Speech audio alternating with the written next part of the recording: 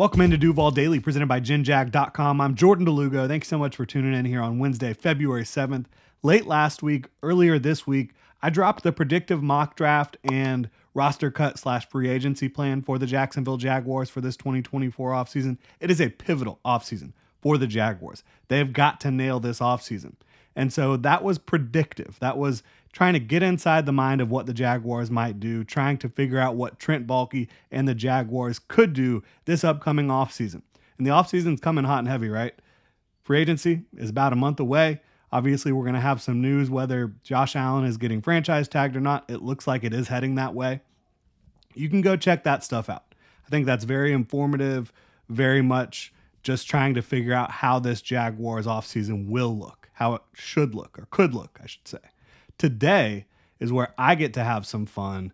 This is what I would do if I was running the show down at the bank, right? If I was the general manager for the Jacksonville Jaguars, the top decision maker in that building. I am so excited to get into this. One of the reasons we do this, it's really to have fun, but I like to see what I would do in free agency compared to what the Jaguars actually do, and the mock draft, obviously, as well. So it's just fun to kind of look back at that stuff over the years. And that's why I do it. I like to have some fun here on the channel and share with y'all my opinions on what the Jaguars should actually do versus what I think they will do. So really appreciate y'all being here. If you enjoy the content here, please like, subscribe, hit that notification bell. You can also check out genjag.com/shop. We do have a little flash sale going on right now over on the website. 30% off everything with code DUVAL, DUUUVAL. That's 3 U's, genjag.com/shop. So diving in to part one of this Fixing the Jaguars series. We're going to be 2 parts here for the offseason. You're going to have the roster cuts, extensions, free agency, and then, of course, the draft. The Jaguars have $11.3 million in 2024 cap space. So we'll start with their cuts to save some cap space, right? Cut Brandon Sheriff. Brandon Sheriff is a good football player. I think the fact that he really gutted it out the last 2 years despite battling through injuries, didn't miss time, I respect it. I really do. And I respect what he does in pass protection. But the bottom line is he's being paid as a top 5 guard in this league. He's not that at this point in his career, unfortunately. So you save $9.1 million by moving on. Rayshon Jenkins. You have a built-in in-house replacement at strong safety in Antonio Johnson. Rayshon Jenkins costs too much money for the level of play he is providing for you. You save $5.4 million against the cap by moving on. Rayshon Jenkins, farewell. I hope you have a fruitful rest of your career. Zay Jones, same thing. Another good football player, a guy who's been a good locker room guy, but I don't think that the juice is worth the squeeze with the contract. You save $4.2 million against the cap by moving on. You're able to potentially upgrade that position by moving on. You know, he is your wide receiver 3 at this point. I think he's an average wide receiver 3 at best. I think you can do better. Cut Foley Fatukasi. The Jaguars, they kind of royally screwed up with their interior of their defensive line by signing Foley Fatukasi 2 years ago, by extending Roy Robertson Harris last year. I do not blame them at all for the Devon Hamilton signing. In fact, I think that was a heady move. I think it was a great move by them. It just didn't work out last year because of the non-football back health injury situation, whatever you want to call it. Don't want to get into the details there. But Devon Hamilton, don't blame them at all for that one. But I do think you have to trim the fat. You have to get cheaper. You have to try to upgrade that spot however you can this offseason. And look, you're probably not going to be spending money, big money, to fix that spot because you're already paying Roy Robertson Harris and Devon Hamilton good starter money. So maybe we're looking at the draft. Maybe that's a little preview there. Getting into these extensions, I think there's 3 players I would extend. The reason I'm extending them is because I think that they are presenting great value to your football team in terms of what they bring on the field. But they're too expensive right now. So you extend their contracts to reduce that 2024 cap hit to try to give you a window here over the next couple years where you can really compete at the highest level. You extend Cam Robinson, $21 million a year over 3 years, $8.4 million cap hit in 2024, saves you $12.7 million against the cap. Love that. Keep Cam Robinson, save some cap space for 2024. Now you have your tackle room set, with Cam Robinson, with Anton Harrison, with Walker Little as your third tackle. That is a nice group, really nice group. Extend Darius Williams, 2 years, $10 million a year. He is over 30 years old, but guess what? He's not playing like it. And he entered the league a little older. He was 24 years old when he entered the league. So this is a guy that I think still playing an extremely high level. Was your best cornerback last year? No, he's not a perfect fit for running a ton of press man coverage, but a guy that did run press man in LA and did it at a fairly high level. Doesn't have the body type you're necessarily looking for, but does he have the ability to mirror movements? The ability to contest catches at the catch point? Yeah, he absolutely does. So you keep Darius Williams, sign him to a 2-year, $10 million a year deal. That gives you a $4 million cap hit in 2024. You save $6.5 million against the cap. Extend Foye Oluokun. 3 years, $14 million a year. That's slightly under his current contract, but guess what? Nobody's paying him that much. If he was going to go try to test free agency on the open market, I don't think anyone's paying him close to that. He's already a top 5 paid linebacker. That would keep him right in that range. So you have a $5.6 million cap hit with the 3 years, $14 million for Foye Oluokun. This is a guy you did prepare to move on from him. Right? You tried to, at least with Devin Lloyd, with Chad Muma, with drafting Ventrell Miller. But guess what? He's too good. He is the heart and soul of your defense. You do not move on from Foye Oluokun. That would be insane, in my opinion.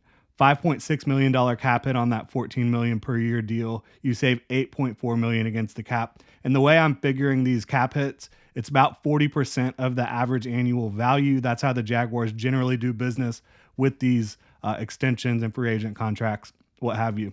So now that you've made all those moves, the extensions, the cuts, you now have $61.1 million in 2024 cap space. And these numbers are according to overthecap.com, who I think they do a tremendous job with the charting and keeping up with all the different salary cap information in the NFL. So, again, this is what I would do. This is not what I think the Jaguars will do. I signed Josh Allen. I signed him to a 4-year deal worth $28 million per year. Gets him right towards the top of the edge market. Obviously not really flirting with the Nick Bosa money, but I think that contract is an outlier that maybe only Myles Garrett will be able to get close to this offseason. But this puts him right there at the top, with the TJ Watts of the world. 4 years, $28 million. That's an $11 million 2024 cap hit. Again, 40% of the average annual value. You're now at $50.1 million. Josh Allen is happy. The rest of your team is happy that you actually did something right for once in terms of just getting the damn deal done, showing that you want to keep your own, that you pay your own. Like, look, the Jaguars throughout history, they've always been willing to back up the Brinks truck for outside free agents, but they don't keep their own players. We're changing that if I'm GM, right? We are signing our best player that we've had in a long time on the defensive side of the ball, and we're doing it. We're getting him paid, right? All right. So now you don't have Josh Allen on the franchise tag. You tag Calvin Ridley. Sign him later. That means you're not giving up the second round pick in the draft this year. That means he has a $21.6 million cap hit under the tag, but you will save on that later by signing him and reducing that cap hit. It's not going to give you cap relief for the first wave of free agency, but it will clear up some cap later on. So you feel a little bit better about that later on. You're now at $29.5 million in 2024 cap space. You need to rebuild that interior offensive line. You need a third wide receiver. You need edge depth. You need another corner / nickel. You do have your guy, Gregory Jr., who has some potential, did get some reps this year, has the physical ability, but I still think you need someone else. And obviously Buster Brown is a third corner on the outside. Christian Braswell didn't get much playing time at all this year as a rookie, if any. But you do have some options there, but I still think you could upgrade. You need another guy that can be stout on the interior. No doubt about that. Like I said, you have Devon Hamilton. You have Roy Robertson Harris. They're not going anywhere this year. You have Tyler Lacey, who needs to be able to step up in year 2. Develop in year 2, as Trent Baalke likes to say. But yeah, so that is taking care of your own, right? Calvin Ridley, you tell him we're going to franchise tag you, but we're going to get that deal done later on. Promise you. You don't even have to sign the franchise tag. We will get you done with a new contract later on. And when you look at that contract for Calvin Ridley, probably in the $18 to $20 million range per year, 2 to 3 years. So it'll probably end up being about a $7, $8, $9 million cap hit in 2024 for us. And again, this is not predictive. This is what I would do. So getting into free agency, excited to talk about this free agent class because there is 2 names here that coincide with what I think the Jaguars will do. But for the most part, it's a pretty different feel, and I'm excited about that. So I would sign Josh Uche. I mentioned him earlier this week. This is a guy that I'm a huge fan of as a designated pass rush type. He's a young football player. He's only 25 years old. I want to lock him up for several years. 3 years, $8 million per year for your new designated pass rusher coming over from the New England Patriots, a guy that just knows how to get to the quarterback. You have Josh Allen. You have Trayvon Walker. Now you have the third guy that can really heat up the quarterback at a high level, and I'm excited about that in Josh Uche. And he's young. He's ascending. Perfect type of guy to sign. You're signing Kenny Moore in the slot from the Indianapolis Colts. This is a guy that obviously you're stealing him from a division rival. He is a little older. He's 30 years old, but slot players aren't making all that much money right now. So you have the potential to grab a guy that can play close to the top of the position in the slot and not pay that much money for him. 2 years, $6 million per year. That's a $2.4 million cap hit in 2024. Really like the idea of not only stealing him from the Colts, but upgrading your slot. Like, that is a much better football player than what you've had in the slot over the last several years. You sign Gabe Davis. 2 years, $12 million. That's a $4.8 million cap hit. Now, Gabe Davis, he's saving you money compared to Zay Jones in 2024. Would be more money next year, obviously. But Gabe Davis, I think he's a significant upgrade over Zay Jones. I think this is a guy that is a vertical threat that really is young, 25 years old, going into his second contract. Played football at UCF. He's caught a lot of passes from Josh Allen. You think he could help open up your offense at 6'3", 216? A really good, deep vertical threat?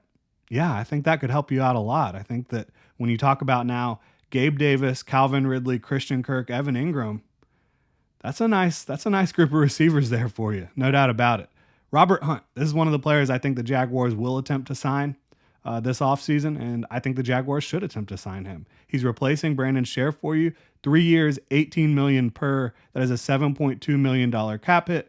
Now, spending a lot of money on guard, it hasn't always worked out for the Jaguars in the past, but this is a guy who, in my opinion, has much better strength and athleticism and a 3-year projection than the guys the Jaguars have signed, Andrew Norwell, Brandon Scherff, over the last, half decade or so. So I think Robert Hunt at 330 plus pounds, he's a mauler, but he's a good athlete as well. Really upgrades that right guard spot for you. And you do save some money in 2024. Obviously, you'll pay for it in 2025, but that's all right. Sign Ezra Cleveland. This is the other move that I have the Jaguars attempting to do this offseason that I also think is a good deal.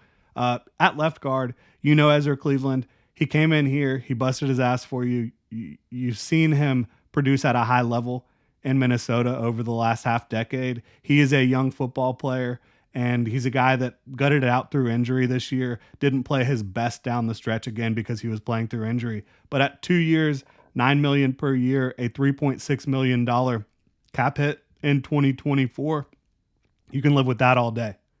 Now, those are your big free agent moves. You still have $8 million in cap space, and you will get more back when you get that Ridley deal done. You'll be sitting at probably close to $20 million once you get that Ridley deal done.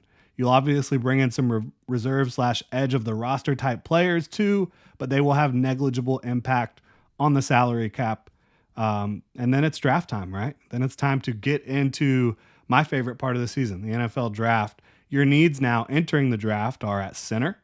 You did not sign anyone. You do still have Luke Fortner. Interior defensive line. You did not sign anyone big. Cornerback 3 slot, outside, inside. You do have Gregory Jr., you do have Buster Brown, you brought in Kenny Moore, you still have Darius Williams and Tyson Campbell. But I think you could continue to upgrade that. I mean, you got to have a lot of good corners to survive in this league. I still think you need some young wide receivers. You like Parker Washington, certainly. But beyond that, you do have Elijah Cooks, a guy you like, but hasn't proven much at all in the NFL. You need some youth in that room. You need to get some guys that I think can be long-term mainstays to eventually try to get a little cheaper at wide receiver. These are the positions based on my studying of this draft, which has been extensive, that I know I can hit on throughout the draft because there is talent and depth at them. So the depth and talent at these positions, center, interior defensive line, corner, wide receiver. The reason I didn't try to go all in on these positions in free agency is because I know I can address them in the draft, and I feel like that I can do a really good job getting guys that can come in here and immediately contribute. And that's it. That's a cliffhanger. You're not going to get the draft till tomorrow. If you are looking for more general draft coverage and content, you can go check out my other channel, Rogue Football. It's my second YouTube channel. It's all about the NFL draft and team building. Again, this mock draft that is going to be what I would do, going to drop tomorrow. It is my favorite mock draft I have done this year. Cannot wait to share it with y'all. Really appreciate you tuning in. If you enjoy the content, please like, subscribe, hit that notification bell. Check out genjag.com/shop. Pick up some new Duval gear. Y'all have a good one.